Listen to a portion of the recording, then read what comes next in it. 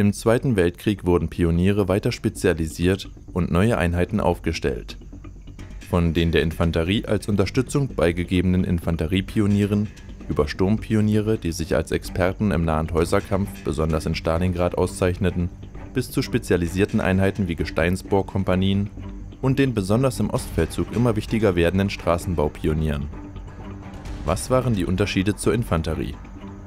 Im Gegensatz zur normalen Infanterie wurden die Pioniere eher defensiv eingesetzt und sollten Infanterie- und Panzereinheiten bei ihrem Vormarsch unterstützen. Der Grundsatz lautete, die Bewegung der eigenen Truppen fördern und die Beweglichkeit des Feindes einschränken.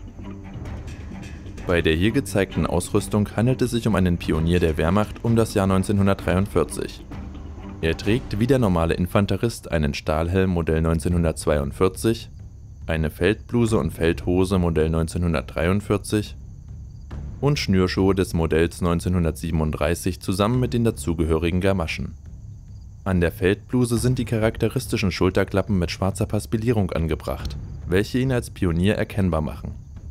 Das deutlichste Merkmal, das den Pionier vom normalen Infanteristen unterscheidet, ist das Sturmgepäck. Hinten als eine Art Rucksack ausgebildet, befinden sich dort 2-3 Kilogramm Sprengsätze zum Zerstören von Barrikaden oder feindlichen Panzern.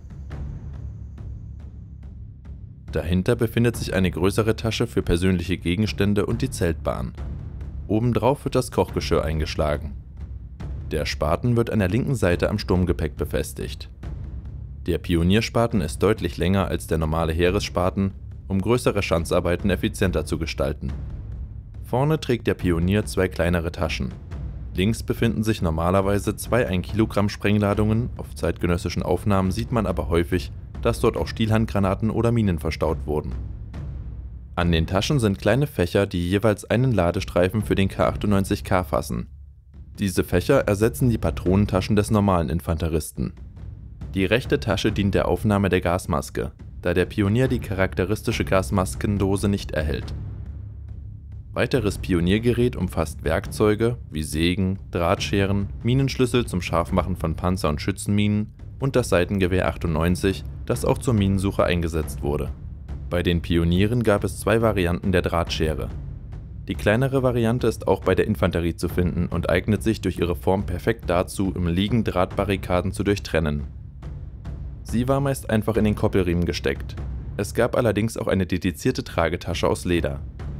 Die große Drahtschere ähnelt stark dem Modell aus dem Ersten Weltkrieg und hat einen um einiges längeren Hebel.